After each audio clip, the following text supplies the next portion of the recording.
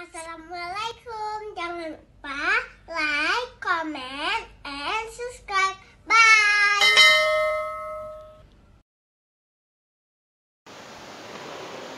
Bismillahirrahmanirrahim. Assalamualaikum warahmatullahi wabarakatuh. Alhamdulillahirabbil alamin. Wassalatu wassalamu ala asyrafil anbiya'i wal mursalin wa ala alihi wa ashabihi ajma'in. Raditu billahi rabban bil islami dinan wa bi Muhammadin nabiyyan wa rasulah. Bishrah li sadri wa yassir li amri wahlul 'uqdatam min lisani yafqahu qawli. Allahumma ij'al jam'ana hadza jam'an marhuma wa tafarraqana min ba'dihi tafarruqan mahsuma. Wa muslimin dan muslimat sedang jamaah subuh yang dirahmati Allah. Pada pertemuan yang lalu pada surah Al-Haqqah kita sudah membahas masalah penghuni neraka. Jadi keadilan Allah itu di dalam surga, artinya Allah adil perlakuannya seperti juga orang yang dimasukkan ke dalam neraka. Kalau di dalam surga ada makanan, di dalam neraka ada makanan juga. Kalau di dalam surga itu ada istana, di dalam neraka ada istana juga. Ini sebagaimana yang dikatakan oleh Imam Al-Baydawi di dalam tafsir beliau, Qul a'udzu birabbil falaq. Jadi Imam Al-Baydawi mengatakan al-falaq itu adalah istana yang berada di dalam neraka.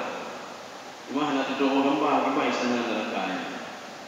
Makanya makanan yang digambarkan di dalam neraka itu bisa request, dipilih. Ada 3 makanannya.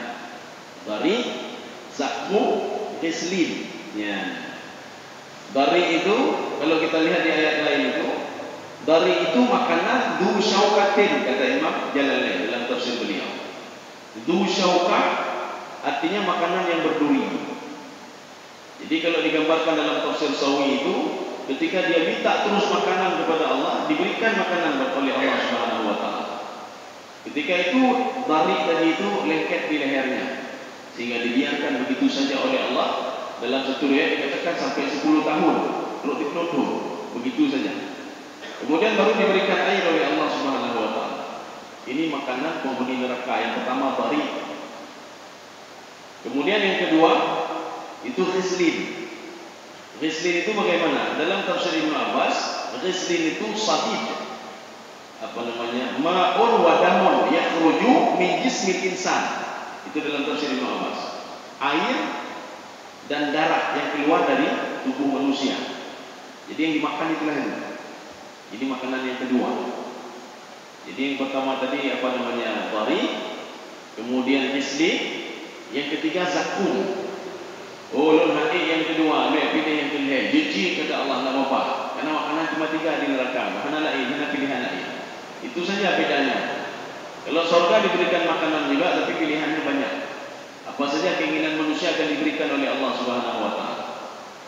Maka yang ketiga tadi, zakum, digambarkan di dalam Al-Quran ka'annahu ru'usus syayatin, tal'uha ka'annahu ru'usus syayatin. Jadi ada buah zakum ya. Zakum itu ujungnya itu seperti kepala syaitan. Kita nyamuk syaitan tanda kalian ini. Ini ada buah-buahan makanan, kepalanya ujungnya seperti kepala syaitan. Yang kita gambarkan. Memang di dalam hadis itu ada digambarkan begini. Ketika menjelaskan qul a'udzu birabbin nas malikin nas ilahin nas min syarril waswasil khannas. Khannas itu kalau kita merujuk ke dalam tafsir Ibnu Abbas, apa kata beliau? Khannas itu adalah jenis syaitan, khurtumuhu ka khurtumil kilab. Mulutnya seperti mulut anjing. Ra'suhu karaksi ta'la, karati di'ab, hayah. Kepalanya seperti kepala ular. Bulat binat, moncongnya seperti moncong anjing. Wa yadha'u ra'sahu ala qalbil insan. Dia itu meletakkan kepalanya itu di hati manusia.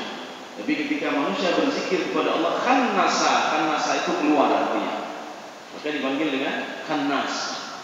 Maka setiap manusia berzikir, setiap manusia teringat kepada Allah, setiap manusia duduk, dia salat, dia beribadah, dia baca Al-Quran.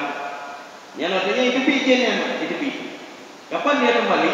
Tatkala manusia itu tidak teringat lagi kepada Allah. Tatkala manusia berbuat maksiat, maka jin tadi, syaitan tadi kembali lagi kepada hati manusia. Sekarang kita lanjut kajian kita masih pada surah Al-Haqqah. Jadi ayat 36. Seakan-akan Allah ingin mengatakan begini, Al-Haqqah itu kita kan sudah membahas. Haqqah itu berasal dari kalimat Al-Haq. Hak itu benar. Hari kiamat itu benar. Neraka itu benar. Yang dikatakan oleh Allah ini sebentar lagi makanan orang neraka itu benar seperti ini.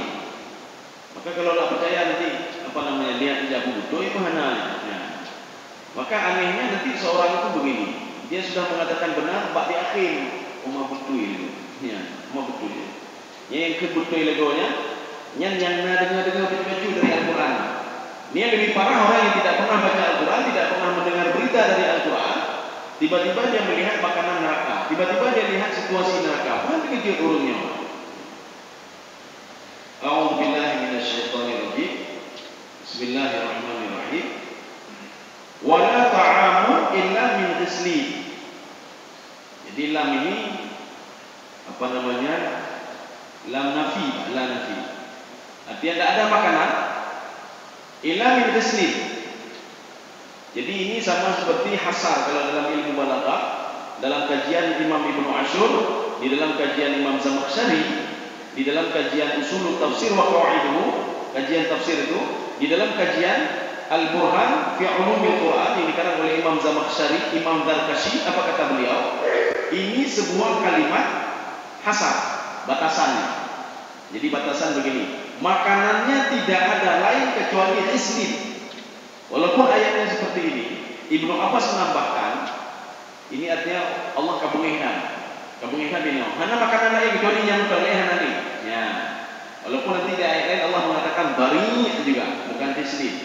Di ayat lain nanti Allah katakan zakum, ada zakum juga. Maka kesimpulannya kata Ibnu Abbas, makanan penduduk neraka itu, walaupun ayat ini jenisnya hasar, itu makanannya ada 3. Ghislin, dari, zakum. Ya, walaupun di ayat ini Allah katakan wala ta'amun illa min ghislin. Setiap kalimat yang di tengahnya ada inna, di awalnya ada nafi. La ilaha illallah, di depannya nafi. Ini kalimat manfi namanya, bukan kalimat isbat. Kalimat manfi, tidak ada Tuhan, tidak ada pemberi rezeki, tidak ada yang mengayomi kita, tidak ada yang memberikan, yang melihat kita, tidak ada yang melindungi kita kecuali Allah Subhanahu wa taala. Ini kalimat hasar namanya. Ini begitu juga. Wala ta'amun illa min ghislin. Tidak ada makanan ini, makanan itu tidak ada. Yang ada cuma ghislin. Tetapi di ayat lain Allah katakan juga ada makanan ini, ada makanan ini. Akhirnya kesimpulan Ibnu Abbas 3 makanannya. La ya'kuluhu illa khati'un. Jadi makanan itu, ghislin itu tidak dimakan kecuali orang-orang pembuat dosa. Apa bedanya khati'un dengan mukhti'un? Nanti ada mukhti'. Dia mukhti'un, dia khati'un. Itu bedanya. Kalau khati'un, dia itu berbuat dosa terus, berkesinambungan dosanya terus. Dia tahu kalau itu dosa. Ini khati'un namanya. Tapi kalau mukhti'un, ketika dia berbuat dosa baru ingat, ya Allah, karena tengahnya ada buku ya Allah. Kayak godaan setan ya Allah. Sudah terpeleset saya ya Allah. Ya, ini mukhti'un namanya. Makanya ayat ini disebutkan dengan khati'un. Dia tahu kalau itu dosa, dia buat terus. Makanya apa bedanya kadzdzaba dalam Al-Qur'an dengan yakdzibun? Makanya ada yang baca dua, yukadzibun, yakdzibun. Apa bedanya? Kadzdzaba berbuat dosa terus dia bohongi, terus dia berbohong. Tapi kalau yakdzibun, hari ini dia berbohong, ya Allah, hana lebubur ya Allah, hana lebubur tego. Tapi ketika itu dia minta maaf kepada Allah Subhanahu wa taala. Ini maafnya. Jadi makanya kalau masalah bohong, ada seorang sahabat mendatangi Rasulullah. Ya Rasulullah, kalau ada seorang bakhil, keriknya, apakah masih dikatakan mukmin? Mentel kata Rasulullah. Jadi artinya seorang mukmin bisa saja dia bakhil, bisa saja dia bakhil. Ya. Ganya ahli ibadah tapi krik urun. Ganya ahli ibadah tapi krik urun. Kemudian sahabat bertanya lagi, ya Rasulullah, kalau seandainya ada orang temengekau, ya, apakah masih dikatakan mukmin? Tidak, kata Rasulullah. Tidak dikatakan mukmin. Urun temengekau tidak dikatakan mukmin. Jadi apa juga ya Rasulullah? Urun munafik. Ayatul munafik adalah idza haddatsa kadzaba wa idza wa'ada akhlafa wa idza tumina khana. Maka berucap oleh Allah sebagai orang munafik. Berucap oleh Allah sebagai orang yang sering membohongi orang lain. Maka inilah yang dimaksudkan dengan kadzaba wa tawalla. Kadzaba itu dia terus bohong, tidak percayanya secara terus-menerus. Dari mana kita tahunya? Dari tasydid kadzaba. Tapi kalau ayat itu bunyinya yakdzibun, dia berbohong waktu itu saja. Kemudian setelah itu dia bertobat dan minta maaf kepada Allah Subhanahu wa taala. Jadi makanya ayat ini illal khati'un nyo kai cukup kai itu dia siapa itu bulan itu. Dan ceramah ayat itu nejak lumayan, bagaimana nejak lumayan ke bina hana pak dengar. Ayat itu menghubungkan hubungan silaturahmi hana pak dengar. Maka Rasulullah SAW dalam sebuah hadisnya apa kata Rasulullah? Berdoalah kalian dengan syarat kata Rasulullah, jangan putuskan hubungan silaturahmi kata Rasulullah. Sehebat apapun kalian, kalau memutuskan hubungan silaturahmi doanya bermasalah doanya.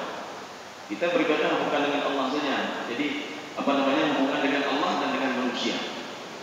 Jadi makanya si Rasul kalau dia sudah meninggal dunia masih punya utang, bukan berarti sudah beres, tidak. Selesaikan dulu utangnya dengan manusia. Kan fikir beres, tidak. Kaum muslimin sedang jemaah dirahmati Allah. Makanya kalau dia walaupun sudah beres dengan Allah, tidak beres dengan manusia, berarti bermasalah juga nanti. Kaum muslimin sedang jemaah dirahmati Allah. Inilah maksudnya la ya'kuluhu illa khati'un. Ini gaya bahasanya, itu sama seperti gaya bahasa yang di atas tadi. Wala ta'amun illa min ghislin. La ya'kuluhu illa khati'un. Jadi makanan ghislin tadi itu tidak dimakan kecuali orang pembuat dosa seperti tadi. Makanya di cerita Nabi Nuh alaihissalam itu kalau kita baca surah Nuh dari pertama sampai terakhir, yang diceritakan oleh Allah Subhanahu wa taala. Wa asarru wastakbaru istikbara. Asarru ada tasydid. Artinya apa? Perbuat dosa peka-peka awalnya. Dia sudah tahu tapi dia buat lagi. Ayat itu kebayang itu hana pak dengar. Ya, ayat itu mencium hana pak dengar. Hai itu ya. Jadi artinya dia sudah tahu kalau mencuri itu tidak benar. Dia sudah tahu kalau maksiat itu tidak benar. Dia sudah tahu kalau berbuat ini tidak benar. Tapi dia buat lagi. Wa asarru wastakbaru istikbara. Ini ada kalimat tasydid. Contoh lagi begini. Kharaja itu keluar. Kharaja keluar. Terus continue. Ya. Daraba memukul. Daraba pukul terus. Dari mana kita tahunya? Dari tasydid yang ada di situ. Sabaha bertasbih kepada Allah. 3 menit. Habis itu subhanallah, alhamdulillah, wa la ilaha illallah, Allahu akbar. Nah, itu boleh. Tapi kalau Allah katakan dengan tasbih, sabbaha lillahi ma fis samawati wa ma fil ard. Itu binatang-binatang tumbuh-tumbuhan. Mereka bertasbih kontinu terus sampai urut kiamat ini. Mereka terus bertasbih. Subhanallah, alhamdulillah, la ilaha illallah, subhanallah, terus sampai hari kiamat. Manusia beriman bertasbih waktu hati. Waktu namdibah ya Allah, subhanallah, alhamdulillah. Baru tinggal Allah. Nyote video rezeki, video nikmat, bacakan tinggal Allah Subhanahu wa taala. Artinya mereka teringat kepada Allah ketika susah. Ya. Ketika hanya susah, ya nak tinggal Allah baca dan tinggal. Ketika mau meninggal dunia, ya baru tinggal Allah. Seperti Fir'aun. Yang Fir'aun karena meninggal dunia baru tinggal Allah. Ya Allah, saya beriman, pun beriman dong. Makanya kalau kita ingin beriman kepada Allah, ingin beribadah, hanya hotel itu jadi hotel ibadah. Hanya hotel ini. Di dalam kubur ada ibadah di dalam kandungan ada pada apa ibadah dalam kandungan ini. Kemudian ketika kita baru lahir pun tidak ditaklifi terus kita langsung beribadah. Jadi kalau belum hotel, kalau tidur, muatur. Kemudian setelah balik baru dituntut untuk beribadah. Dan waktunya sedikit sekali. Kalau kita balik pada usia 15 tahun, kita meninggal usia 50 tahun, artinya kita sudah beribadah berapa tahun ya? 55 tahun beribadah. Beribadah 55 tahun. Kalau beribadah 35 tahun, itu belum semuanya waktu untuk beribadah. Nah,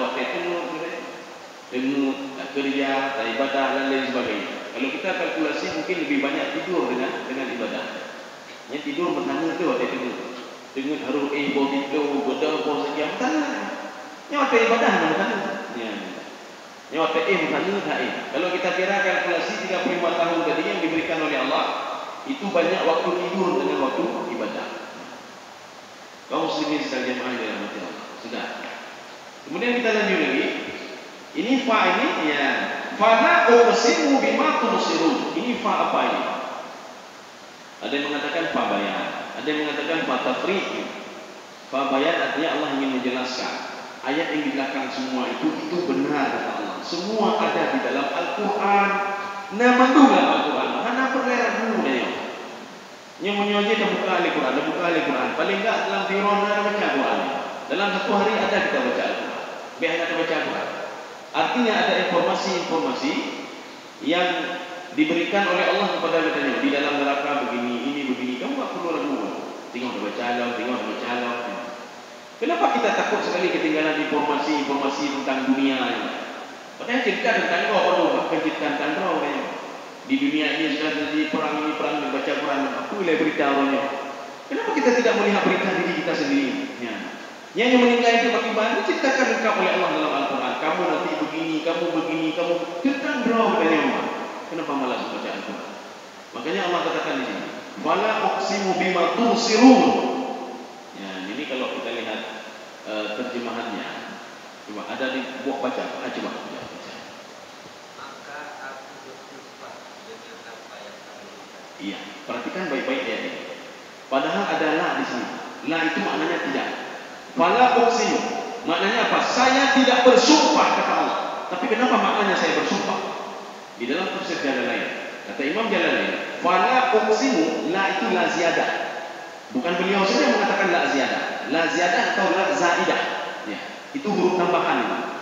Jadi kalau wala uqsimu bin nafsil lawwamah, la uqsimu bihadzal balad wa anta hillum bihadzal balad. Ini sama gaya bahasanya semua. Kata Imam Jalalain dalam tafsir beliau, ini fala ini adalah huruf tambahan, maka tidak diartikan. Maka diartikannya mana? Saya bersumpah kata Allah Subhanahu wa taala. Ini pendapat yang pertama. Yang kedua, memang artinya seperti ini. Fala uqsimu bima tumsirun. Saya tidak pernah bersumpah kata Allah. Ini gaya bahasa apa ini maksudnya? Kalau kita merujuk ke dalam sebuah kitab, judulnya Balaghatul Quran. Balaghatul Quran artinya kehebatan Al-Quran. Al-Quran itu ketika kita baca, modelnya fiil kata kerja past tense, tapi maknanya present. Ketika kita baca Al-Quran, Allah menyuruh kita pergi, padahal menyuruh kembali. Kembali dengan makna terbalik. Menyuruh dengan makna terbalik. Ini sama juga seperti ini. Mana contohnya? Ketika seorang ibu menyuruh anaknya untuk belanja sebentar. Belanja adik-adik. Alah pernah game, mau tengok bola game. 5 menit kemudian orang tuanya balik lagi. Belanja adik-adik. Alah itu game bola 5 menit itu. Setelah 5 menit kemudian balik lagi orang tuanya ke rumah. Mesti main game tu. Apa kata orang tuanya? Main game itu deh. Kan menyuruh main game terus. Karena dia tahu orang tuanya sedang marah rumah. Kamu yang hidup. Langsung dia tutup gamenya, dia pergi ke pasar.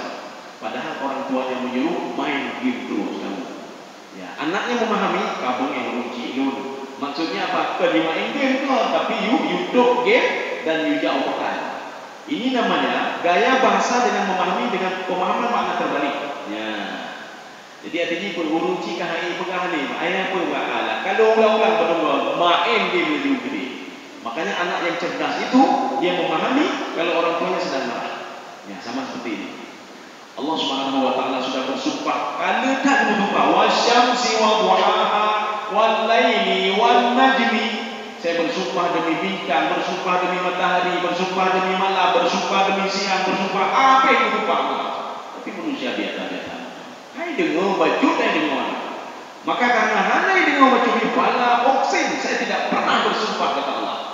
Makanya kalau ada orang antinunya panjang, kamu ya langsung dia letakkan semuanya dan langsung pergi. Tapi kalau orang antinya tadi, mana rupanya yang kenyanya. La uqsimu biyaumil qiyamah. Lu bersumpah hanya orang kiamatnya.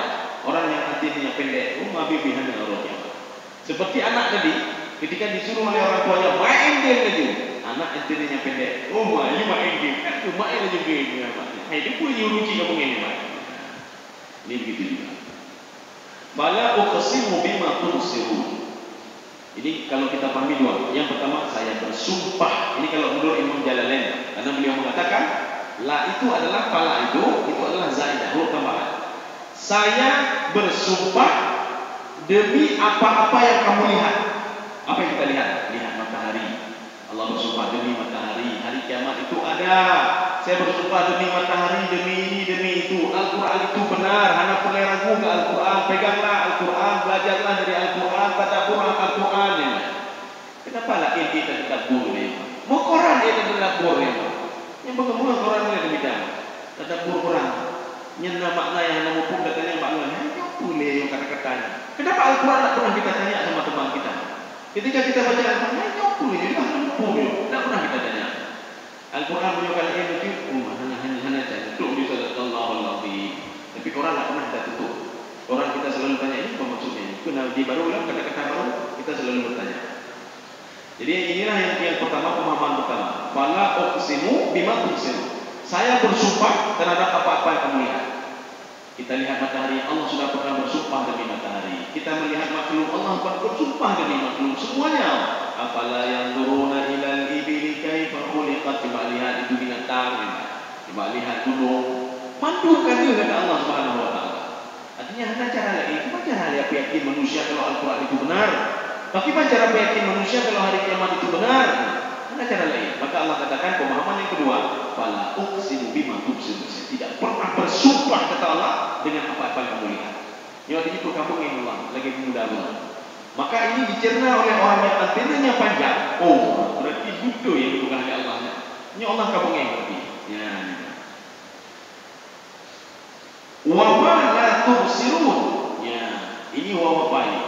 Karena waw itu ada waw ataf, ada waw ma'iyah, ada waw qasam, macam-macam waw.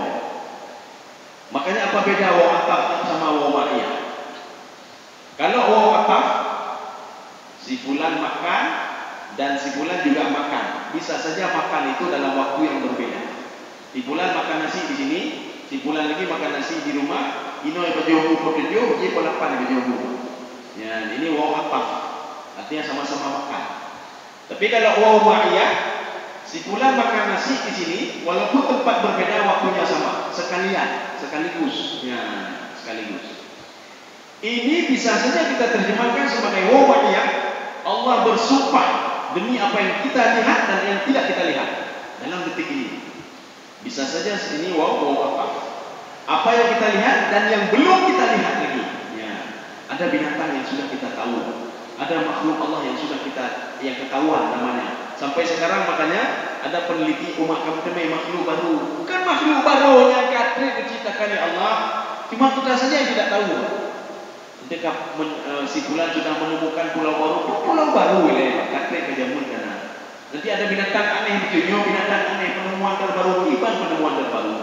Inilah yang Allah katakan, saya bersumpah demi makhluk saya yang kamu lihat dan yang tidak bisa kamu lihat, kata Allah Subhanahu wa taala.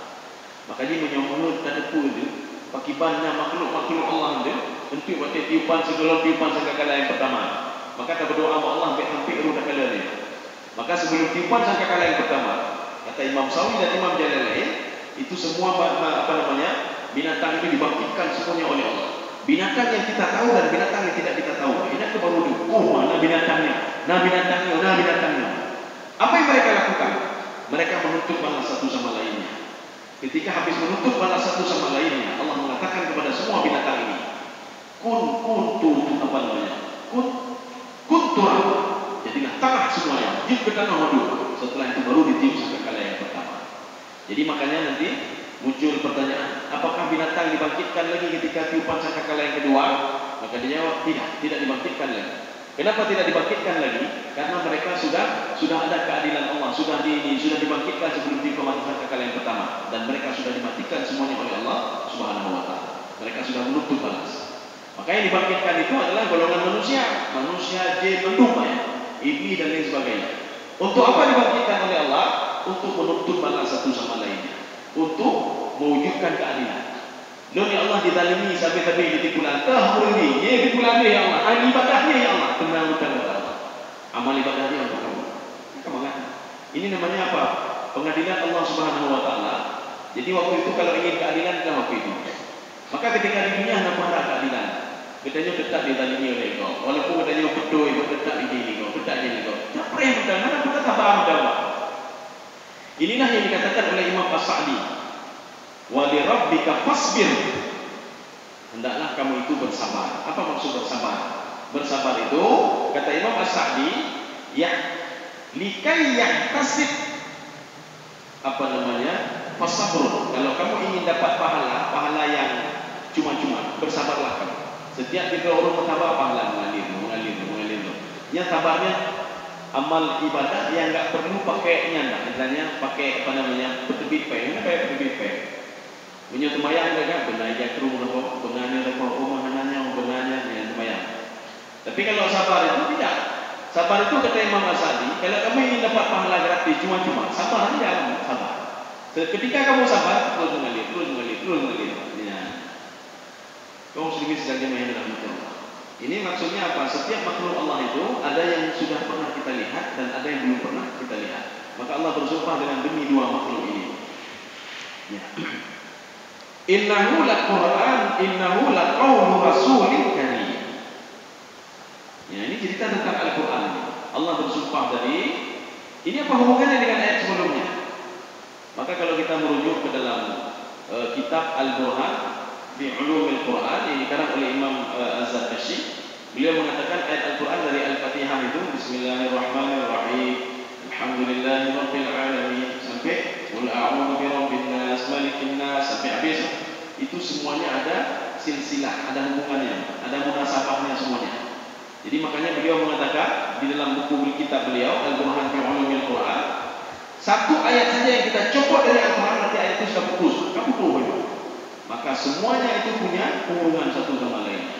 Kalau ada satu orang yang tidak yakin kepada satu ayat saja, yang hanya yakin kita bawa ayat dari 6.236 ayat, dia satu ayat saja tidak yakin. Belum hanya yakin kita bawa. Jadi kalau dia tidak yakin, dia sudah memutuskan rantai ayat Al-Quran satu sama lainnya. Dengan dia memutuskan berarti apa? Dia tidak percaya kepada seluruh Al-Quran. Dengan tidak percaya kepada seluruh Al-Quran, dia tidak percaya kepada yang menurunkan Al-Quran itu Allah Subhanahu wa taala. Berarti imannya bermasalah. Ketika dia lihat Al-Quran, karena kan kita yo kami dah lun mampu ayat patih, tapi tak ayatnya nyo yang hana patih, nyo hana betul ya. Berarti ulunya hana betul ya. Sama seperti tidak yakin kepada seluruh Al-Quran tadi. Kaum muslimin sedang jemaah di dalam Allah. Innahu laqawlu rasulin karim.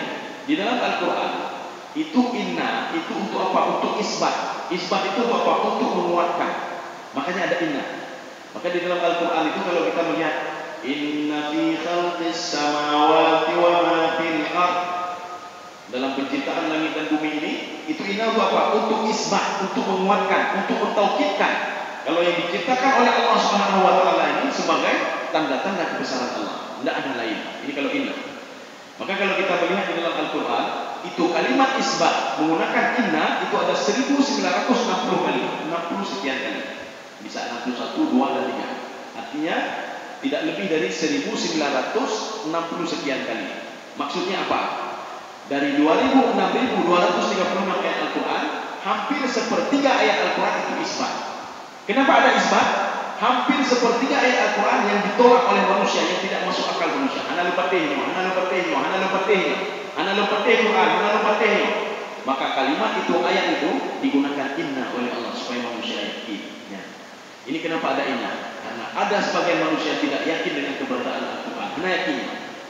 Mereka mengatakan asatirul awalin. Padahal cerita zaman yang hana lenya. Padahal cerita Ad, padahal cerita Samud, padahal cerita Madian, padahal cerita hana betulnya. Padahal cerita neraka. Itu kan ilusi saja. Maka sampai zaman sekarang nyo tamu dan nyo. Yang kecerdasan manusia itu hebat sekali. Apa saja bisa dia buat. Tapi ada sekelompok manusia yang menolak kalau hari akhirat itu tidak ada. Kalau hari kiamat itu tidak ada. Surga neraka itu tidak ada. Yang katanya banyak jadi dibagi menurut. Tapi bila menyoyak kopi itu, menyoyak boleh harta itu. Bila mati ya kali mati ada apa lagi.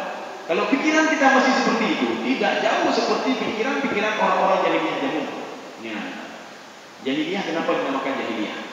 Syauqi Taib di dalam kitab beliau Tarikh Adab Al-Arabi fi Asr Al-Jahiliyah, apa kata beliau? Kenapa orang-orang Arab itu dinamakan jahiliyah padahal mereka orang pintar-pintar? Guru jarang-jarang enggak? Abu Bakar jarang, Umar jarang, Mandur jarang enggak? Tapi kenapa dikatakan masa jahiliyah? Ini ada beberapa hal kata beliau. Yang pertama, Suratul Khatab, bagah bengek. Urang bagah bengek rupanya. Bacuk dah cukeh ke bengek. Bacuk masalah akidah ke bengek. Maka menyona orang katanya bina bagah bengek. Yang kini sama lagi jahiliyah. Orangnya jahiliyah. Nya nabo. Yang kedua, As-Safhah. Safhah ini apa? Suka menumpah darah. Nah baju poh lego, baju poh lego. Ini jahiliyah memang. Yang ketiga, la ya'buduna Allah. Dia tidak menyembah Allah Subhanahu wa taala. Jahiliyah. Nya menyona heboh itunya, hana beda katanya jahiliyah demo. Ya, hana beda jahiliyah demo. Kalau ada tiga-tiganya. Kau sedang jamaah yang dirahmati Allah. Jadi makanya ini Allah katakan kalian nepatilah kedua kata Allah. Al-Quran itu la qaulu rasulin karim, adalah perkataan Allah Subhanahu wa taala, adalah kalamullah yang disampaikan melalui Jibril. Ini Rasulul Karim, Jibril yang mulia. Artinya disampaikan oleh Allah melalui Jibril yang mulia, kemudian disampaikan kepada Nabi Muhammad SAW secara bertahap-tahap selama 23 tahun. Maka ada periode Mekah dan ada periode Madinah. Maka Al-Quran itu ada kalanya turun di Mekah, ada kalanya turun di Madinah. Ya. Kalau kata itu, ya, mungkin ada yang perlu kita tanyakan, kami persilakan. Jadi nanti kita jangan salah nanti. Kok tadi cerita tentang neraka, sekarang kok cerita tentang Al-Quran? Ya. Jadi makanya inilah namanya munasabah ini. Munasabah itu bisa tentang cerita yang belakang itu diperkuat lagi. Ya. Bisa saja hubungan ayat yang belakang itu dengan waw atau waw ma'iyah. Bisa saja jenisnya kata Imam Zarkashi istitrad. Istitrad itu maknanya apa? Ketika cerita tentang neraka, balik cerita tentang surga. Jadi cerita terbalik namanya. Ketika cerita tentang baik-baik, cerita tentang yang jelek-jelek. Inilah yang kita dapatkan dalam Al-Quran. Inilah munasabah namanya. Ya. Mungkin ada yang perlu kita dialogkan, kami persilakan. Ya, nah, ya, silakan.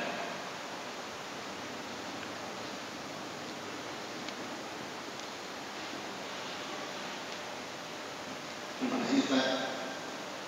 Tadi Ustaz katakan bahwa kalau ada satu ayat di antara kita yang tidak sempurna atau begitu. Jadi menurut saya Al-Quran pada saat ini sebagai mukjizat yang terakhir yang tertinggal. Adalah banyak orang-orang yang cerdas di dunia, mana dari di luar Islam yang masuk Islam karena ayat Al-Quran. Nah, kalau kita pikir di sekian ayat Al-Quran, malah ulama-ulama kita pernah mengatakan sampai habis air laut pun Al-Quran tidak bisa habis diterjemahkan. Nah, barangkali dari kita orang Islam sendiri ada ayat-ayat yang belum kita bisa logiskan, kita berpikir berarti ada kendala bagi di situ. Nah, yang jadi pertanyaan Ustaz, bagaimana dengan makna ayat Al-Quran yang belum kita pahami karena kita sampai berpikir tidak punya kemampuan itu dengan logika atau dengan istilah yang Ustaz katakan tadi. Demikian, terima kasih. Saya ingin meluruskan sedikit Pak ya. Ingin meluruskan sedikit. Apabila sab'atu abhurin, mana tidak kalimatullah. Makna kalimatullah bukan ayat Al-Quran, tidak. Kalimatullah dalam tafsir itu adalah nikmat-nikmat yang diberikan oleh Allah. Ya. Maka dalam Al-Quran itu ada beberapa lafaz yang berbeda artinya. Fatalaqa Adamu min rabbih kalimatin fataba alaihi. Kalimat juga. Makna kalimat di sini adalah ayat suci Al-Quran. Ketika itu Allah Subhanahu wa taala, fatalaqa Adamu min rabbih kalimat. Allah mendapatkan ayat dari Allah Subhanahu wa taala, doa untuk bertaubat, Rabbana innana zalamna. Satu. Yang kedua, pada posisi ayat tadi itu, kalau seandainya lautan itu menjadi bintang. Ya, dan pohon-pohon itu mana tidak kalimatullah. Kalimatullah itu bukan ayat Al-Quran artinya. Kalimatullah itu adalah nikmat Allah Subhanahu wa taala. Maka nikmat itu relatif. Nikmat itu bukan duit saja, bukan jabatan saja. Tanya sama orang nggak punya duit, tentu nikmat itu tentu asal saya punya duit banyak, punya jabatan banyak, nikmat kata dia.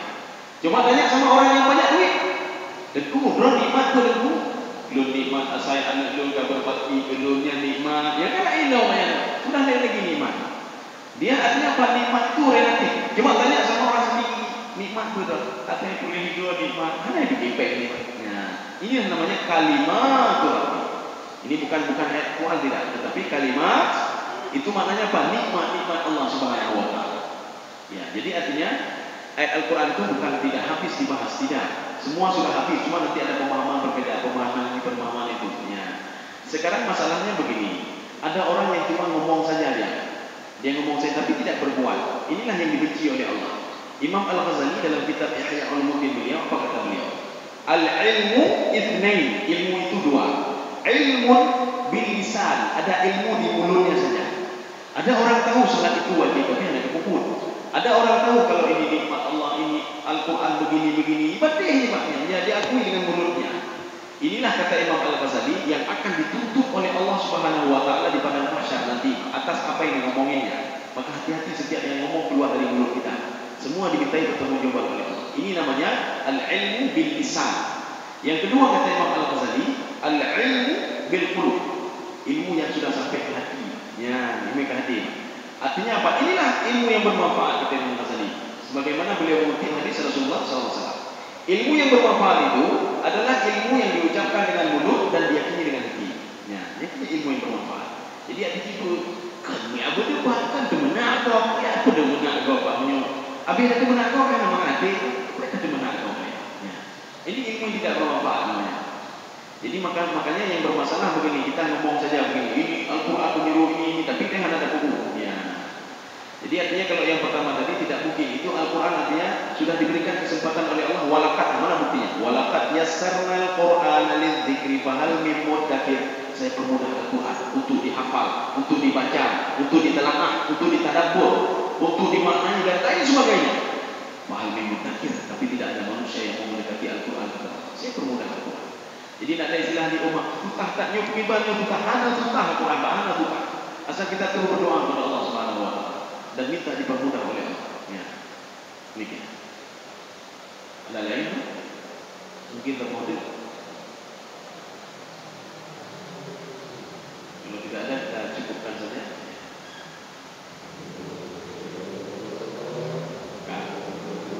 Jadi demikian saja.